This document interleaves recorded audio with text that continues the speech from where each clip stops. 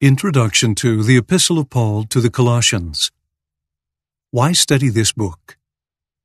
Paul wrote his epistle to the Colossians because of a report that they were falling into serious error. See Bible Dictionary Pauline Epistles. False teachings and practices in Colossae were influencing the saints there and threatening their faith. Similar cultural pressures pose challenges for church members today. Part of this epistle's value lies in how it identifies and exposes falsehoods while emphasizing Jesus Christ's divinity and saving work.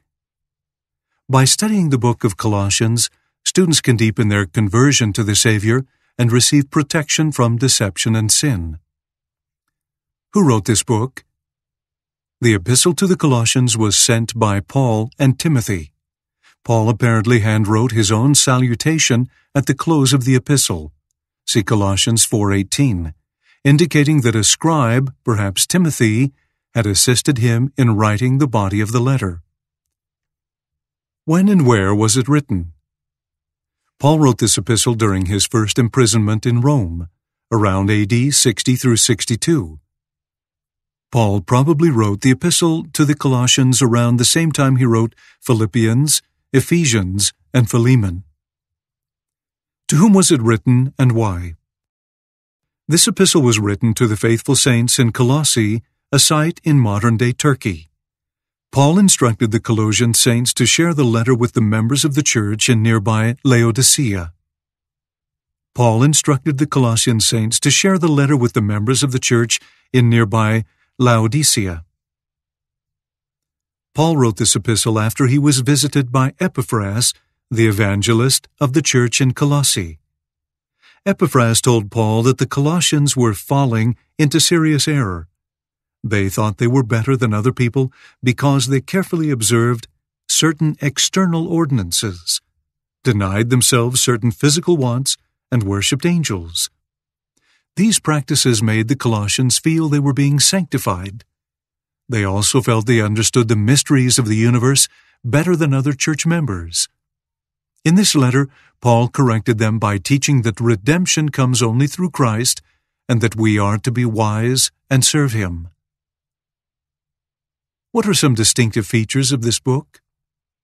In the Epistle to the Colossians, Paul countered the false teachings in Colossae by emphasizing the divinity, saving mission, and preeminence of Jesus Christ.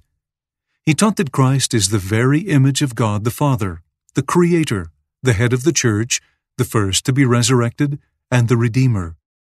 He is, quote, the head of all principality and power, end quote, and fulfills His divine mission under the direction of the Father. Paul warned against those who taught that true spirituality was gained through special rituals, festivals, and diets. He taught instead that spiritual maturity and knowledge of God are manifest through setting our affection on things above, eliminating unrighteous acts, and developing Christ-like attributes. Paul counseled his readers to become grounded and settled in the gospel, as well as rooted and built up in Jesus Christ and established in the faith. Outline. Colossians 1:1-23. Paul greets the saints in Colossae and declares that Jesus Christ is the Redeemer, the firstborn among all creation, the Creator, and the Lord of all divine perfection, in whom is the reconciliation of the universe. Paul exhorts the saints to establish their faith in Jesus Christ. Colossians 1:24-2:23. Paul warns against believing any false philosophy or tradition of men, including worshiping angels and going to extremes in denying oneself basic physical needs as a form of spiritual discipline. Colossians 3:1-4:18. Paul exhorts the saints to set their hearts on things which are above, to abandon the sins of their former lives, and to be merciful to one another. He gives instruction about how saints should worship, and then gives counsel to wives, husbands, children, parents, servants, and masters. He closes the epistle to the Colossians with commendations, greetings, and final instructions